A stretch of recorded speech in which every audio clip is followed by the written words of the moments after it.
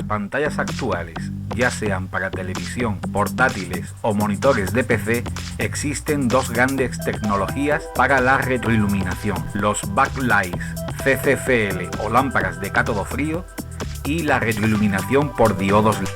Los CCFL son lámparas fluorescentes que funcionan a alta tensión, necesitando un circuito auxiliar que dé un pico de corriente en el arranque denominado inverter o inversor. Las pantallas con backlight CCFL pueden tener 1, 2, 4 o más lámparas, cada una de ellas con su propio inversor. Ya sea para 1, 2 o más lámparas, todos los inverters tienen una estructura similar y una serie de pines de control para el encendido y apagado de los backlights, así como su brillo. Una avería muy típica de este tipo de pantallas es la ruptura del inversor, que provoca que la pantalla se vea oscura, pero también a veces la lámpara CCFL puede fundirse o dañarse. Para su comprobación nos hará falta un circuito que sea capaz de comprobar la integridad de la lámpara CCFL. Para ello, veamos cuáles son esos pines. Todo inverter necesita una tensión positiva de alimentación de entre 12 y 19 voltios. Un punto negativo. Una tensión de enable o validación para el encendido del backlight y una tensión de ajuste para el brillo de la pantalla. La señal de enable o validación fluctuará entre 0 y 3,3 voltios. La tensión de ajuste bien podrá ser un tren de impulsos o una señal continua que fluctúe desde 0 a 3,3 voltios. El nivel de dicha tensión o bien la duración del ancho de los impulsos determinará el brillo mayor o menor de la pantalla. Una vez conocido su funcionamiento, es el momento de identificar los pines.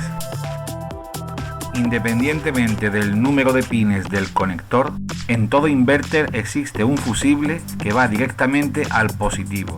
Esos son los pines. Los pines negativos suelen ir a la masa o chasis de la placa, y los pines que quedan libres serán enable y adjust.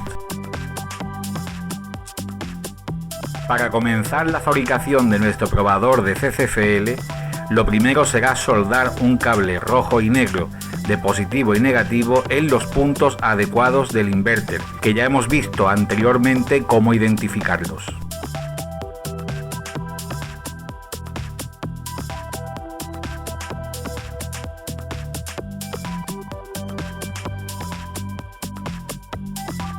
Para los siguientes pasos necesitaremos conocer qué señales están en los test points de la placa del inverter. Para ello utilizaremos un ómetro para medir la continuidad. En primer lugar, averiguamos los pines positivos y negativos y marcamos la polaridad con un rotulador.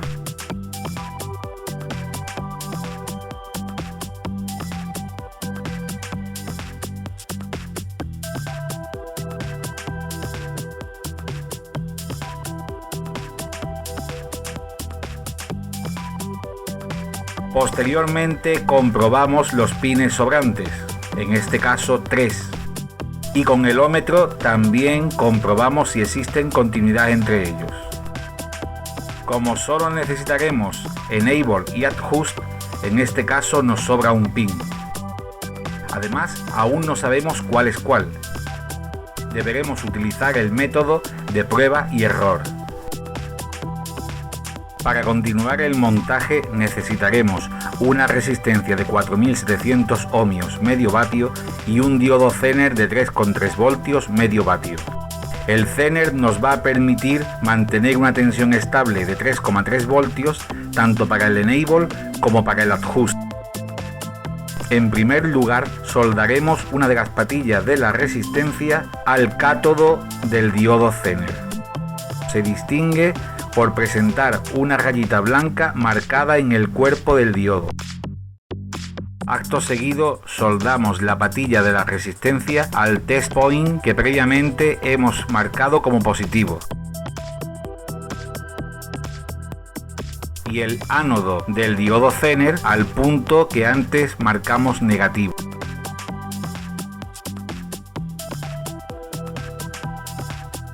Como método de comprobación, una vez alimentado el circuito, podemos medir el voltaje a la entrada y en bornas del Zener, obteniendo unas medidas de 12 voltios y 3,3 voltios respectivamente. Llegados a este punto, el circuito funciona correctamente. A continuación, deberemos unir los puntos Enable y Adjust a la tensión de 3,3 voltios obtenidas del diodo Zener.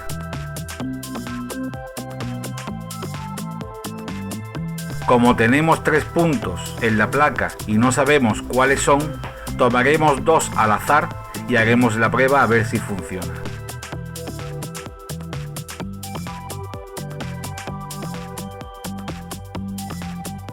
Para efectuar la comprobación del circuito, en primer lugar conectaremos la salida del inverter a una lámpara backlight y posteriormente conectaremos la alimentación de 12 a 19 voltios al circuito. Si el backlight parpadea o enciende, el circuito está montado de forma correcta. Podemos pasar a la siguiente fase, la de mecanizado. Necesitaremos un tubo de plástico del tamaño adecuado, 2 tapones de goma de los utilizados en las patas de las sillas, un poco de cable, una clavija jack macho de alimentación, unos separadores hexagonales con tornillos y tuercas, una resistencia de 1K y un diodo LED de color rojo. Comenzaremos colocando los separadores hexagonales con sus tornillos en los agujeros del inverter.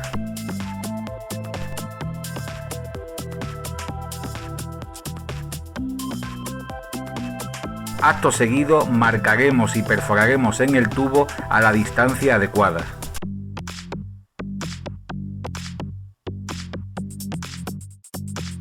Posteriormente, perforaremos los tapones de goma.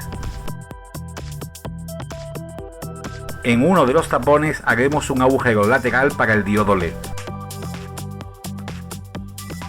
Soldaremos una patilla de la resistencia al diodo LED y unos cablecillos a las patillas restantes.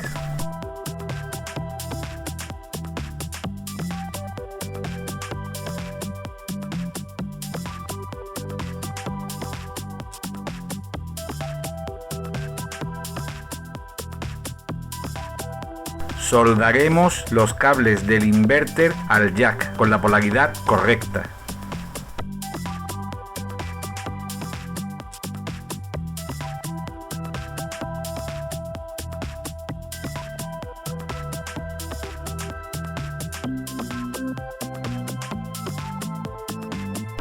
Asimismo, soldaremos también los cables del LED y la resistencia al jack.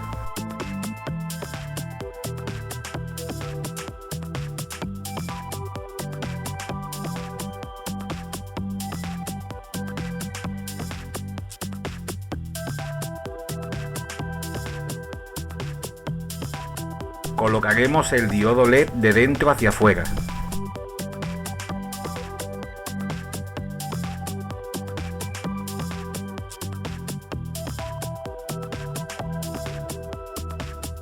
Insertaremos la clavija jack en el agujero del tapón y colocaremos la tuerca.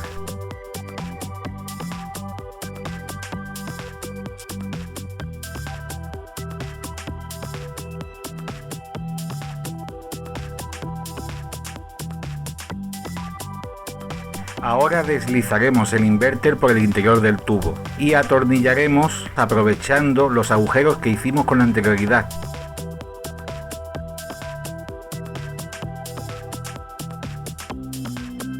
Finalmente, cerramos el extremo de la alimentación presionando con el tapón en el tubo. Con una lima mecanizaremos y ensancharemos el orificio del otro tapón, con objeto de que asome el extremo de conexión del CCFL. Ya tenemos el comprobador terminado. Solo hace falta conectarlo a una lámpara CCFL, conectarlo a una alimentación de 12 a 19 voltios y comprobar su correcto funcionamiento. Por muy poco dinero hemos realizado un comprobador de CCFL totalmente profesional. Próximamente más.